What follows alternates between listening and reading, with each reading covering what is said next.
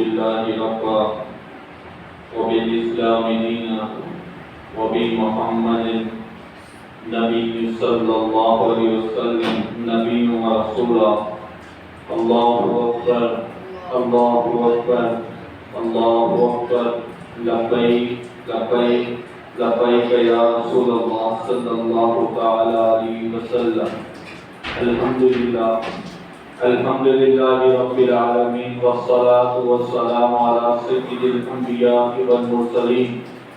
أما بعد فأعوذ بالله من الشيطان الرجيم. بسم الله الرحمن الرحيم. الصلاة والسلام عليك يا رسول الله. الصلاة والسلام عليك يا حبيب الله. الصلاة والسلام عليك يا نبي الله وعلى آلك وأصحابك يا نور الله. بعد حمد و ثنا نبی کریم رؤوف الرحیم عبد تسلیم کی بارگاہ میں ہدیتاً تحفتاً محبتاً عقیدتاً درود و سلام کے بعد نہایت واجب احترام دوستو بزرگوں، اللہ تبارک و تعالی کا کرم ہے، اس کا کروڑ احسان ہے کہ اس نے مجھے اور آپ کو ایک بار پھر اپنا اور اپنے پیارے حبیب علیہ السلام کا ذکر خیر کرنے کی توفیق عطا فرمائے. دعا ہے اللہ تعالیٰ مجھے حق بیان کرنے کی اور آپ کو حق سننے کی توفیق عطا فرمائے. دوستو، جیسا کہ آپ کے علم میں ہے کہ ہر مہینہ ہر دن اللہ تبارک و تعالیٰ کی طرف سے عظمتوں اور برکتوں والا ہوتا ہے. دن آتے ہیں اور چلے جاتے ہیں، زندگی مختصر سے مختصر ہوتی جا رہی ہے اور انسان اس کی قدر نہ کر گناہوں میں مبتلا ہوتا جا رہا.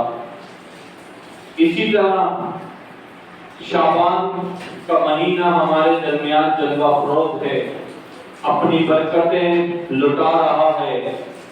گناہ سے بچنے والے، نیکیوں کی طرف آنے والے اس مہینے سے فائدہ اٹھا رہے ہیں، لیکن کچھ لوگ پھر وہی کام کر گناہوں میں مبتلا ہیں.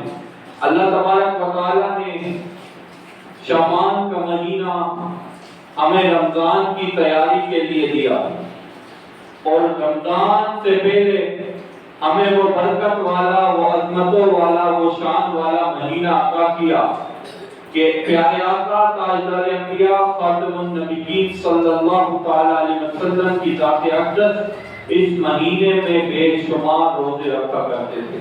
میرے آقا علیہ السلام کا یہ معمول تھا کہ پیارے آقا علیہ السلام کسی مہینے میں اتنے روزے نفل نہیں رکھتے تھے جتنے شعبان میں رکھتے تھے. دوستو، یہ تیاری کا مہینہ ہے، یہ گناہوں سے اپنے آپ کو بچانے کا مہینہ ہے اور رمضان کی تیاری کرنے کا مہینہ ہے. آج ہم جس موضوع پر گفتگو کریں گے وہ دراصل توبہ ہے اور توبوا الی اللہ جمیعا. اور ہم لوگ مسلمان جو ہیں، اللہ تبارک و تعالی نے ہم لوگوں کو، جن اور انس کو اپنی عبادت کے لیے پیدا کیا تھا، لیکن ہم لوگ، ہمارا بدن، ہمارا ظاہر و باطن گناہوں میں مبتلا ہے. اور پیارے آقا صلی اللہ علیہ وسلم نے فرمایا الندامت، اور ندامت جو ہے توبہ ہے. ابن ماجہ میں فرمایا کہ ندامت جو ہے وہ توبہ ہے. اور فرمایا پیارے آقا علیہ السلام نے ایک اور جگہ پر کہ جو جوانی میں توبہ کرتا ہے وہ اللہ تبارک و تعالی کا حبیب بن جاتا ہے، اللہ تبارک و تعالی کے قریب ہو جاتا ہے. تو دوستو، اللہ تبارک و تعالی کا بہت ہی مقرب، برکتوں والا، رحمتوں والا مہینہ ہمارے درمیان ہے. اسی مہینے میں اللہ تبارک و تعالی سے ہماری دعا ہے کہ ہمیں گناہوں سے بچنے کی توفیق عطا فرمائے. ایک واقعہ ایک حکایت کے طور پر آپ کے سامنے نقل کروں گا کہ بنی اسرائیل کا ایک بندہ جس کا نام کفل تھا. پیارے آقا علیہ السلام نے صحابہ کے درمیان اس کا تذکرہ کیا اور فرمایا کفل وہ ہے جس کی یہ عادت تھی کہ وہ ہر روز ایک نہ ایک غیر محرم عورتوں کو اپنے درمیان لاتا اور غیر محرم عورتوں سے زنا کرتا۔ ایک مرتبہ کسی کے پاس ایک نامحرم عورت آئی، اس نے اس کے ساتھ 60 دینار یا کچھ دیناروں میں سودا کر لیا۔ جیسے ہی کفر اس کے قریب جانے لگا تو دوستو پیارے آقا صلی اللہ علیہ وسلم نے فرمایا کہ کفر کا بدن کانپنے لگا اور اس عورت کو دیکھا کہ وہ زور کی طرح رو رہی ہے۔ اس نے کہا کہ پھر میں کوئی بدکار عورت نہیں ہوں، میں کوئی گناہگار عورت نہیں ہوں، لیکن میری مجبوری نے مجھے تیرے تک پہنچا دیا۔ میرے بچے بھوکے تھے، پیاسے تھے، تو میں اس کام کرنے پر مجبور ہو گئی۔ کفر نے یہ سنا اور کفر نے اسی وقت زوروں کی طرح رونے لگا اور اس نے اس عورت کو گھر سے بھیج دیا۔ تو پیارے آقا علیہ السلام فرماتے ہیں کہ اسی رات کفر مر گیا اور صبح کو دیکھا لوگوں نے کہ اس کے دروازے پر لکھا تھا کہ اللہ تعالیٰ نے کفر کی بخشش فرما دی۔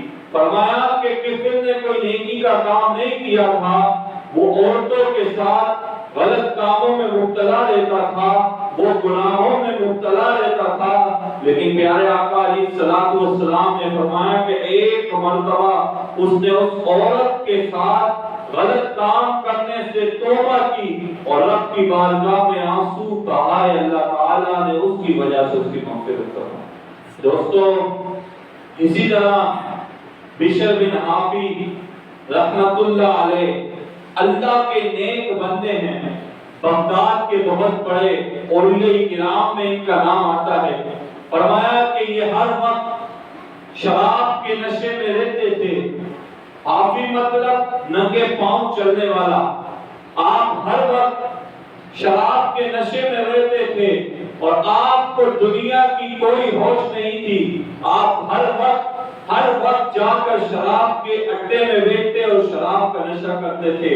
ایک مرتبہ بشر بن حافی رحمت اللہ علیہ جیسے ہی راستے سے گزر رہے تھے کہ راستے میں دیکھا کہ کاغذ پڑا ہے، اس میں جلالت اللہ جل جلالہ کا نام لکھا ہے۔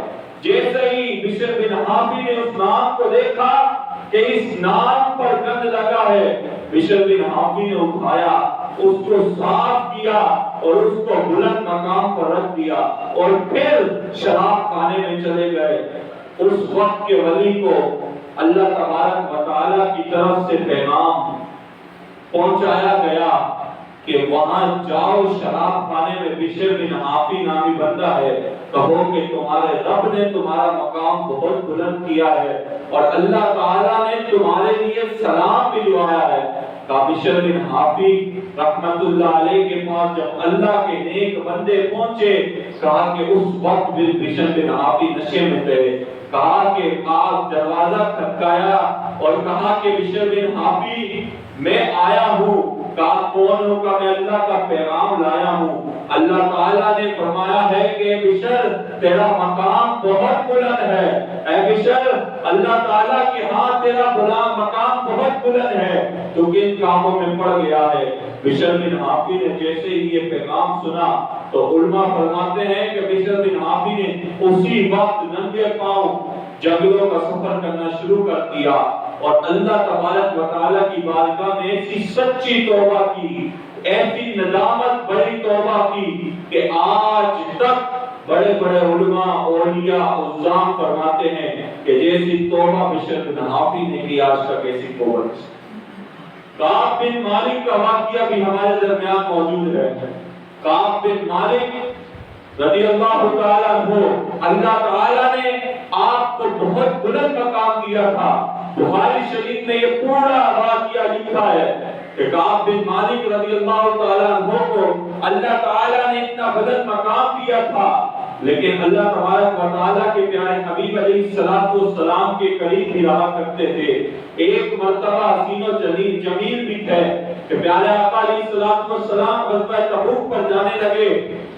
فرمایا کہ آپ بھی ساتھ چل رہے تھے، آپ نے فرمایا کہ میرا گھوڑا بھی تیز ہے، میں تیز سواری کرتا ہوں، تو پیارے آقا علیہ الصلوۃ والسلام چلے جائیں تو میں پھر چلا جاؤں گا۔ تو دوستو حضرت کعب بن مالک فرماتے ہیں کہ میں آرام سے بیٹھ گیا، سستی ہو گئی تھوڑی سی، کہا کہ ایک دن گزرا، 2 دن گزرا، میں سوچ ہی رہا تھا کہ آج جاؤں گا یا کل جاؤں گا۔ کہا وقت گزرتا گیا، ہلکے ہلکے وقت گزرتے ہوئے یہاں تک کہ پیارے آقا صلی اللہ تعالی علیہ وسلم دوبارہ تشریف لے آئے۔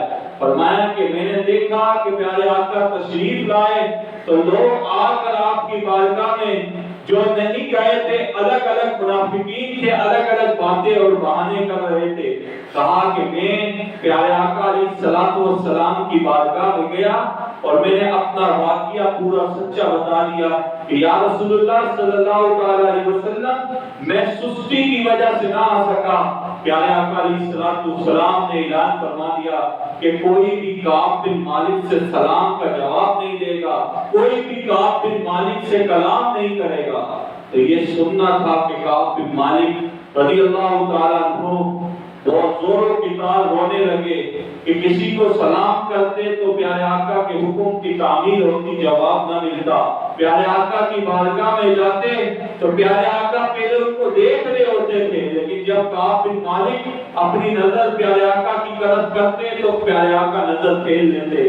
کعب بن مالک بڑے پریشان تھے، بڑے ہی اس پرسی کے عالم میں تھے، ہر وقت زوروں کی طرح روتے تھے، رب تبارک و تعالیٰ کی بارگاہ میں ندامت کے آنسو بہاتے تھے۔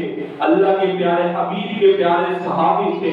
تو دوستو ہوا کیا کہ اچانک ایک وصال قبضے کا ایک راہب، عیسائیوں کا ایک پادری کی طرف سے خط لکھا گیا، کہا کہ کعب بن مالک تم اللہ کے نیک بندے ہو، تمہیں اللہ تعالیٰ نے بڑی صلاحیتیں دی ہیں، تم تیز رفتار گھوڑے بھی چلاتے ہو، تم اچھے تیر انداز بھی ہو، تم اچھی خوبصورت شکل و صورت والے بھی ہو، تمہیں ہم غسال کا گورنر بناتے ہیں۔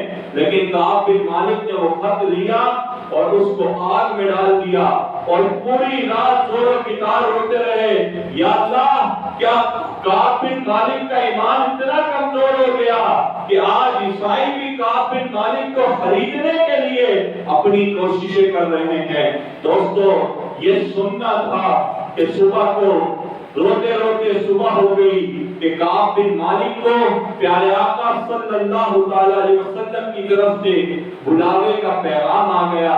فرمایا کسی بلاوے والے نے پیغام دیا کہ کعب باہر آؤ، تاجدار انبیاء خاتم النبیین صلی اللہ تعالی علیہ وسلم تمہیں بلا رہے ہیں، اس وجہ سے بلا رہے ہیں کہ جبریل امین علیہ الصلوۃ والسلام رب تبارک و تعالی کی بارگاہ سے پیغام لائے کہ ہم نے کعب کو معاف کر دیا ہے۔ اے آقا تاجدار انبیاء آپ بھی کعب سے راضی ہو جائیں۔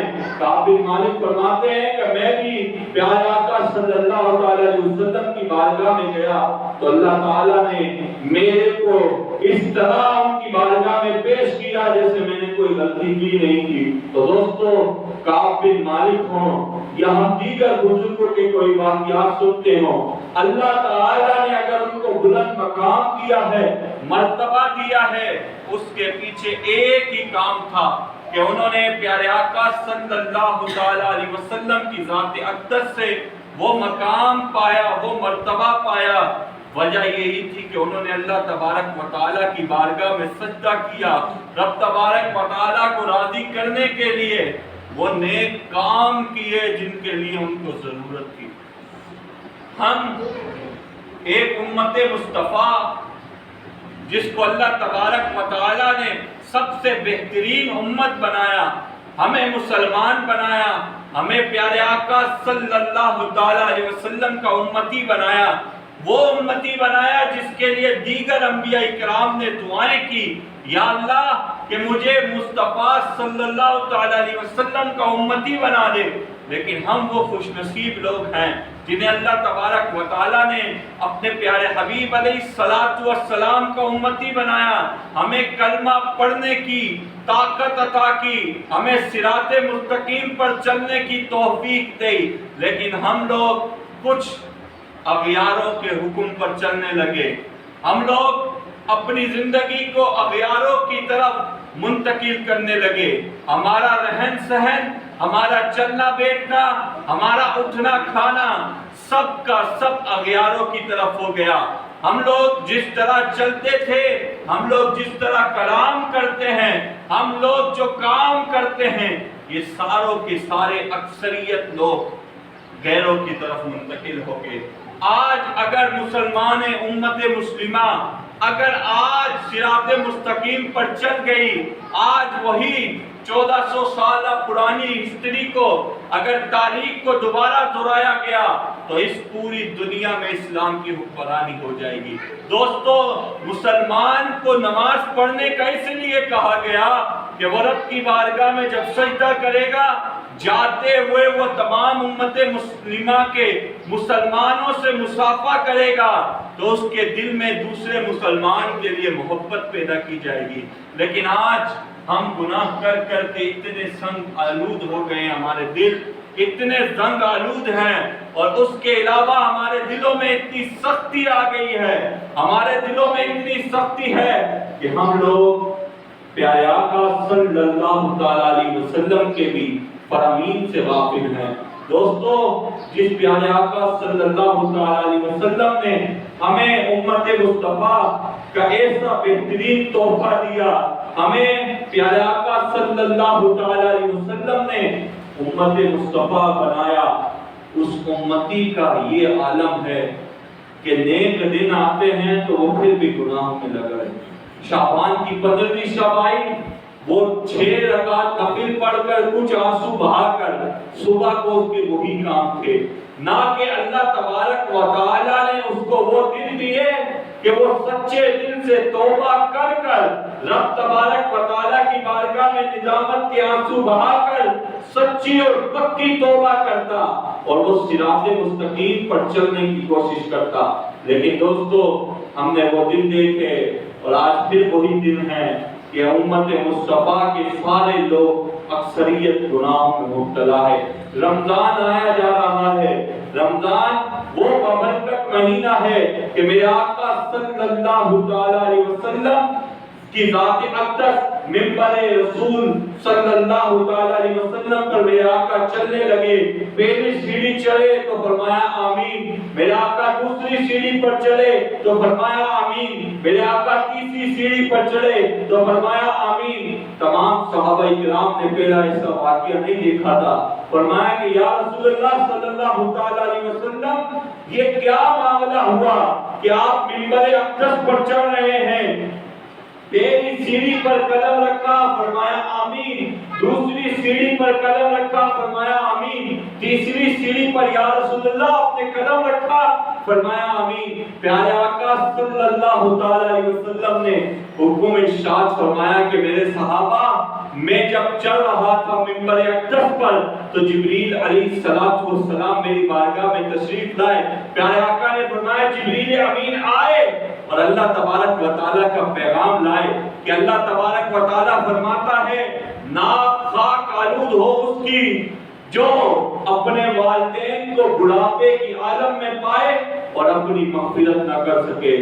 دعا کرنے والا ملائکہ کا امام، فرشتوں کا امام، نوری مخلوقوں کا امام، اور آمین کہنے والا تمام انبیاء اور رسول کا امام. اور میرے آقا نے آمین کہا کہ جو اپنے ماں باپ یا دونوں میں سے ایک کو بڑھاپے کے عالم میں پائے اور اپنی مغفرت نہ کر سکے، اس کا ناک خاک آلود ہو. میرے آقا نے فرمایا آمین. دوسری مرتبہ دوسری سیڑھی پر میرے آقا چلنے لگے. فرمایا کہ جس نے میں مصطفیٰ جانے جانا صلی اللہ تعالی علیہ وسلم کا نام سنا، نام مبارک محمد صلی اللہ تعالی علیہ وسلم سنا، وہ مجھ پر درود نہ پڑھ سکا، اس کی بھی ناک خاک آلود ہو جائے.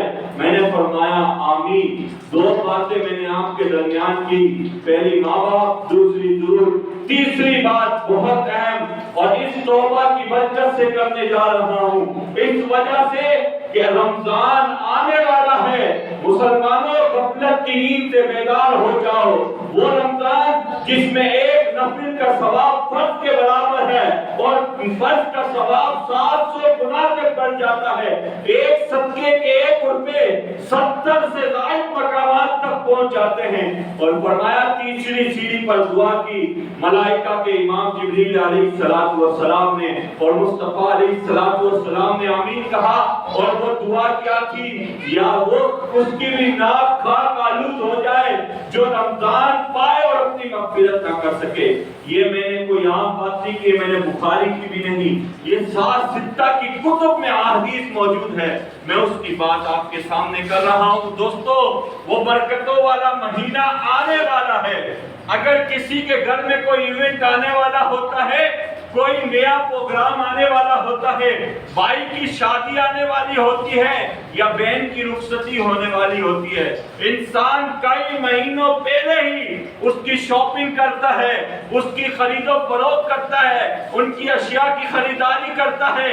ان کی اشیاء کو خریدنے کے بعد اپنی بہن کی رخصتی کے لیے وہ تمام چیزیں اس کو پرووائڈ کرتا ہے جو اس کی زندگی کی طرف رہنمائی کر سکے.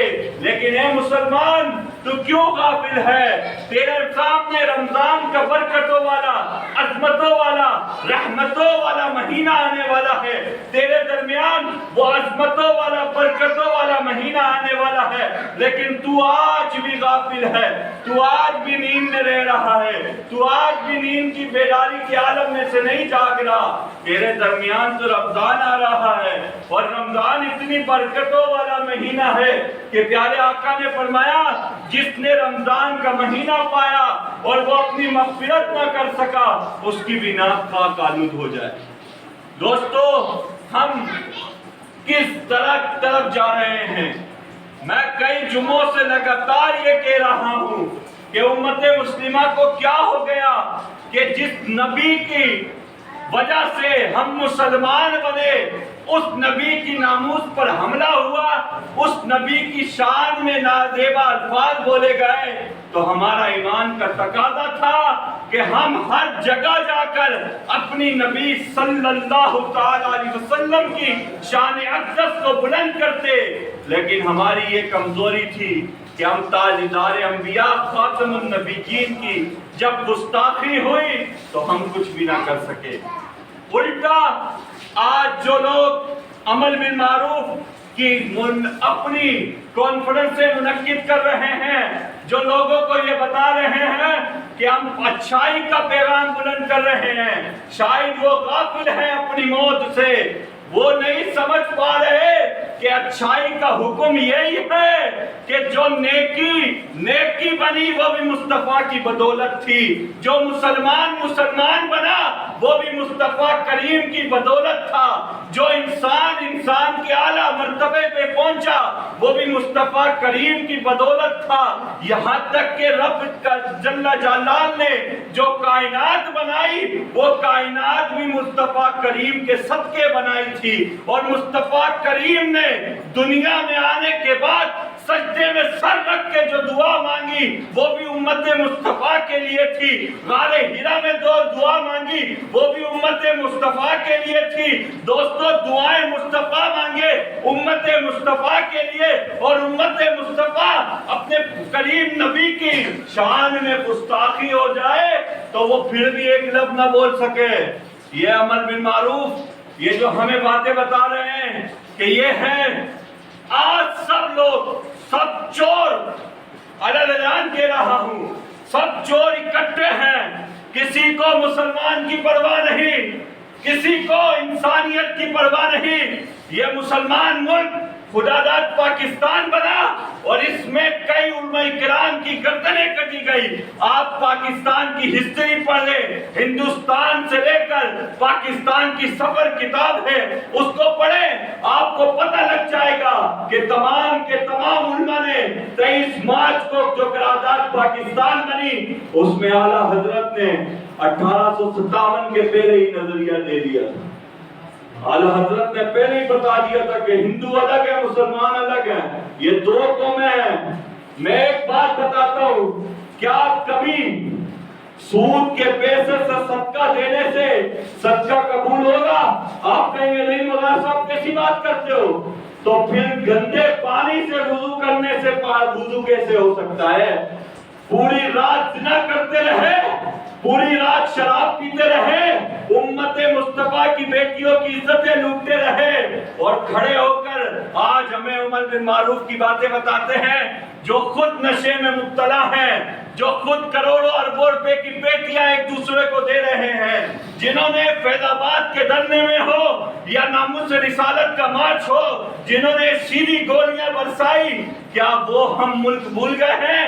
کیا ہم وہ باتیں بھول گئے ہیں؟ کہا کہ مولوی صاحب آپ سیاست کی بات کرتے ہیں، اسلام کے پہلے خلیفہ خاتم النبیین کے جو سب سے پہلے میرے آقا کی بارگاہ سے اسلام قبول کیا مردوں میں، حضرت ابوبکر صدیق رضی اللہ تعالیٰ عنہ نے مسلمہ بن کذاب کے مقابلے میں جو جنگ لڑی تھی، وہ کوئی کھانے پینے کے لیے جنگ نہیں تھی، وہ کوئی پیسہ مال و متاع کے لیے جنگ نہیں تھی، وہ جنگ اسی لیے کی گئی کہ سب سے پہلے یہ حکم نافذ کر دیا کہ کوئی بدری صحابی ہو یا کوئی ضعیف ہو، کوئی جوان ہو، کوئی بچہ ہو، جب پیارے آقا کی ناموس پر حملہ ہو گیا آپ گھر میں کوئی نہیں بیٹھے گا، سارے کے سارے مسلمہ بن کذاب کے مقابلے میں جائیں گے۔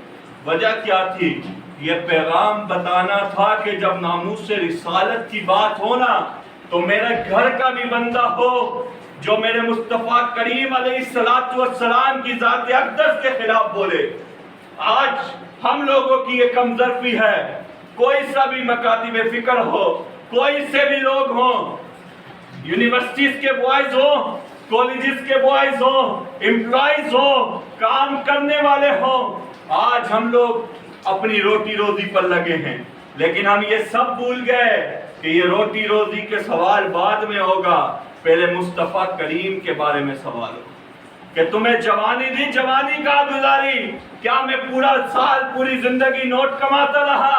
کہاں گئی وہ نوٹ؟ کوئی کام نہیں آئے گا، صرف اپنے اعمال لے کر جاؤ گے، اور اگر اعمال کے طرف اپنے اعمال میں اگر ناموس رسالت کی وفاداری لکھ دی، اور میں اعلان کہتا ہوں کہ نماز قبول ہے نہ قبول ہے، روزہ قبول ہے نہ قبول ہے، حج قبول ہے نہیں قبول ہے، زکوٰۃ قبول ہے نہیں قبول ہے، یہ کچھ معلوم نہیں، لیکن مصطفیٰ کریم کی ناموس کے اوپر جو پیرا دے دیا وہ ہر وقت قبول ہی کرو۔ دوستو یہ کوئی عام باتیں نہیں ہے ناموس رسالت کی، یہ کوئی بندے کا کام نہیں۔ میرے قائد ملت اسلامیہ حضرت علامہ مولانا امیر المجاہدین علیہ رحمہ، اللہ ان کی قبر پر کروڑوں برکتوں رحمتوں کا نزول فرمائے، اکیلے ویل چیئر پر بیٹھ کر عالم کفر کو یہ پیغام دیا کہ مر جائیں گے ظالم کی حمایت نہ کریں گے، احرار کبھی ترک روایت نہ کریں گے۔ اور یہ پیغام کیوں دیا؟ کیا مولانا خادم حسین رضوی علیہ رحمہ کو کوئی روٹی کی کمی تھی کہ بچوں کو بھی پٹوایا، اپنی اولاد کو بھی پٹوایا؟ کیا روٹی کی کمی تھی؟ واللہ باللہ تاللہ میرے جیسا ایک کمزور آدمی، میرے جیسا کم علم والا آدمی جس نے اگر تھوڑی سی بات کی تو اس کو لوگ پیسے دینے آ جاتے ہیں، لیکن جو ختم نبوت کا مجدد ہو، جو اس دور کا ولی کامل ہو، مرشد برحق ہو، جس کی دونوں ٹانگیں بظاہر نہیں چلتی ہو لیکن اس کی ساری نگاہوں میں وہ بندے موجود تھے جنہوں نے پہلا بات قدم نہ دیا۔ میں آپ کے سامنے عرض کرتا ہوں کہ یہ 8 گھنٹے کے اندر اگر آپ کے اس علاقے میں 8 گھنٹے لگاتار آگ چلائی جائے پورا علاقہ تڑپ جائے گا، لیکن دوستو کیا ہم عمل بالمعروف والے اس ٹائم کہاں تھے جو کہہ رہے تھے کہ یہ لبیک والے سارے دہشت گرد ہیں، ان کو انڈیا کے سپورٹ ہوتی ہے، ہمیں انڈیا سے نہیں ہمیں مدینے والے سے سپورٹ ہوتی ہے۔ تاجدار ختم نبوت زندہ باد، زندہ باد، تاجدار ختم نبوت زندہ باد، زندہ باد، رضوی تیرے جان نثار بے شمار بے شمار، رضوی تیرے جان نثار بے شمار بے شمار۔ اگر کوئی بھی ہو، چھوٹے سے چھوٹا بچہ ہو، آج ناموس رسالت کے لیے کام کر گیا، رب کعبہ کی قسم ہے، امام مالک نے فرمایا تھا کہ حق و باطل کا فیصلہ ہمارے جنازے کریں گے، اور الحمدللہ ہم نے اپنے قائد ملت اسلامیہ کے شہزادے کو دیکھا کہ ہم سے چھوٹی عمر ہے، لیکن وہ تکلیفیں برداشت کی جو ہمارے تصور میں بھی نہیں، ہم یہ سوچ بھی نہیں سکتے کہ ہم لوگ کس طرف جا رہے ہیں۔ کیا آپ سمجھتے ہیں قائد ملت اسلامیہ کے شہزادے کو تکلیف نہیں ہوئی ہوگی؟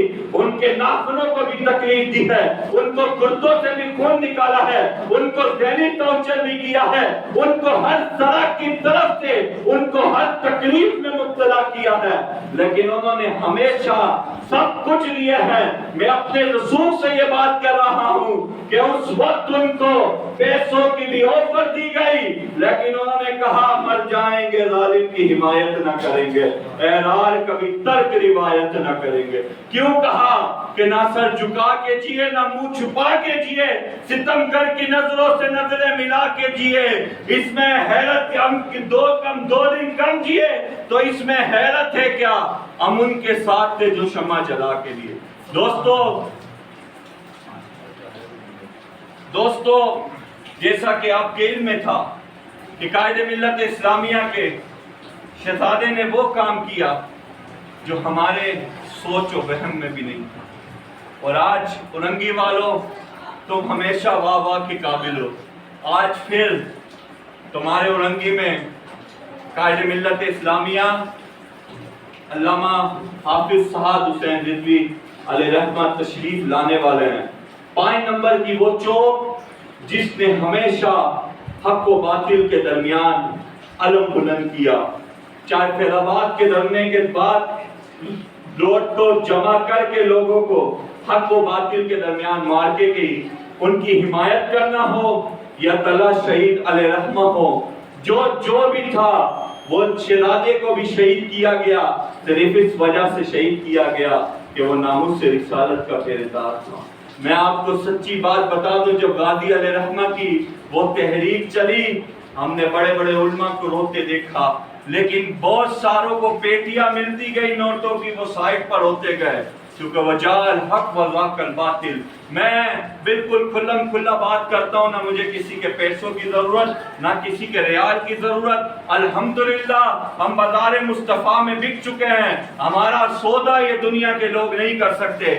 آپ کہیں گے حضرت کھانے پینے کے لیے اشیاء کی ضرورت ہے، جب مدینے کے تاجدار سے لو لگا لی جائے تو وہ مدینے کے تاجدار ایسی مدد فرما دیتے ہیں کہ امام تفتازانی کو کچھ نہیں آتا تھا، لیکن آقا کریم نے آ کے اپنا لعاب دہن دیا تو آج عالی درس نظامی کی کتابوں میں سب سے زیادہ کتابیں بھی امام تفتازانی علیہ رحمہ کی پڑھائی جاتی۔